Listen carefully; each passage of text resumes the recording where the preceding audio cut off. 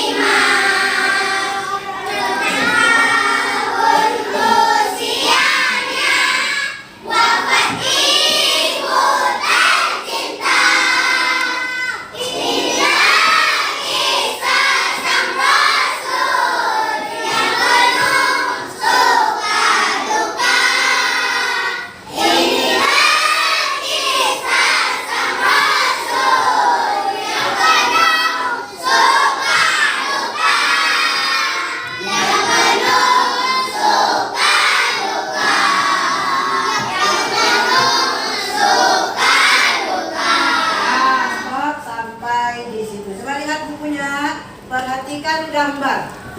Gambar apa yang ada di situ? Apa yang kamu lihat dari gambar yang ada di buku itu? Di situ ada gambar seperti huru hara. Coba kamu ingat. Ya, kamu ingat buku kamu. Ada gambar huru hara, ada di situ gajah, kemudian ada burung yang berterbangan di situ. Ya. Nah, kira-kira kamu tahu kisah apa di sini? Gambar ini mengisahkan apa kira-kira? Ingat tak kamu? Menceritakan tentang tentara bergajah. Itu awal apa itu? Tanda-tanda apa itu? Tanda-tanda awal kelahiran Nabi Muhammad Shallallahu Alaihi Wasallam. Menjelang kelahiran Nabi Muhammad Shallallahu Alaihi Wasallam terjadi sebuah penyerangan di kota Mekah. Siapa yang menyerang? Yang menyerang adalah Abraha. Kenapa mereka datang menyerang kota Mekah? Untuk menghancurkan Ka'bah. Ada apa dengan Ka'bah? Kok mereka mau menghancurkan Ka'bah? Ada yang tahu? Kenapa mereka mau menghancurkan Ka'bah? Wah, ternyata karena Raja Abraha itu iri atau dengki terhadap Ka'bah. Kenapa iri? Masa dengan bangunan seperti itu iri? Mereka iri karena Abraha sudah membangun tempat ibadah yang lebih megah, lebih besar daripada Ka'bah. Ya, ternyata orang tidak mau datang ke tempat ibadah yang dibangun oleh Abraha. Orang tetap datang berbondong-bondong ke Ka'bah. Dia iri. Jadi supaya orang tidak datang lagi berkunjung ke Ka'bah atau ke Mekah, maka dihancurkan Ka'bah. Kalau Ka'bah hancur, otomatis orang akan berbondong-bondong ke tempat dia, ya, tempat ibadah yang sudah dibangunnya. Itulah tujuannya. Makanya Abraha menghancurkan Ka'bah. Berhasil enggak Abraha yang menghancurkan Ka'bah? Tidak berhasil. Siapa yang mengalahkannya? Burung ababil. Tidak penduduk Mekah? Tidak. Kenapa tidak penduduk Mekah? Apakah penduduk Mekah tidak bisa melindungi Ka'bah? Memang tidak, ya. Yang menyelamatkan Ka'bah adalah burung ababil yang diutus oleh, yang dikirim oleh Allah Subhanahu wa Ta'ala untuk melawan pasukan raja. Dengan senjata apa? Meriam kah? Tidak. Apa senjatanya yang dibawa? Batu kecil, ya.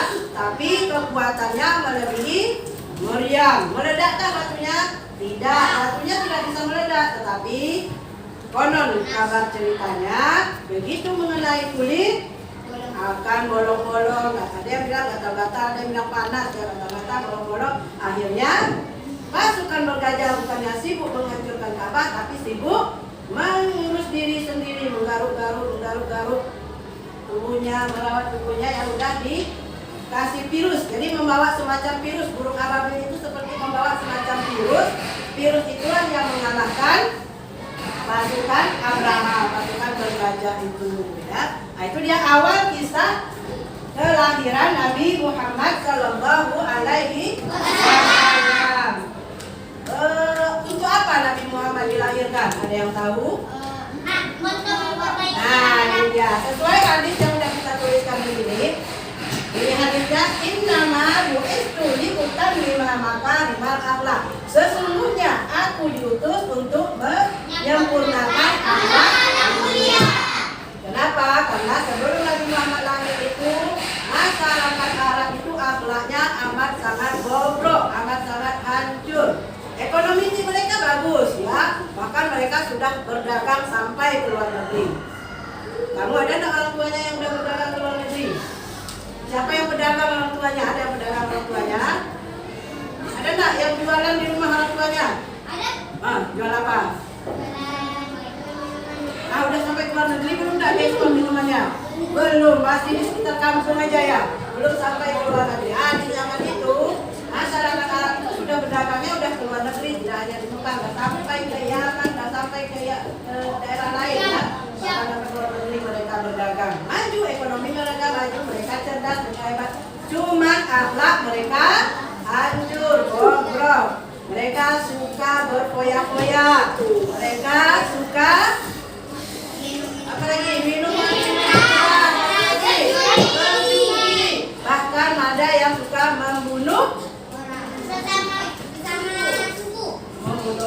perang antar suku yang membunuh bayi perempuan yang mau dibunuh bayi perempuannya karena mereka malu punya anak perempuan. Kenapa malu punya anak perempuannya? Karena anak perempuan dianggap lemah, tidak bisa berperang, berarti jagoan, bisa pegang pedang. Nah, ya itu tadi ngobrolnya. Untuk itulah Nabi Muhammad diutus untuk memperbaiki akhlak dan akidah mereka. Ya.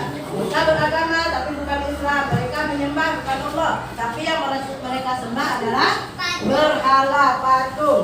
Kalau mereka mendapatkan hasil perdagangan yang besar, maka mereka akan mempersembahkan keuntungannya untuk dipersembahkan ke patung-patung berhala mereka.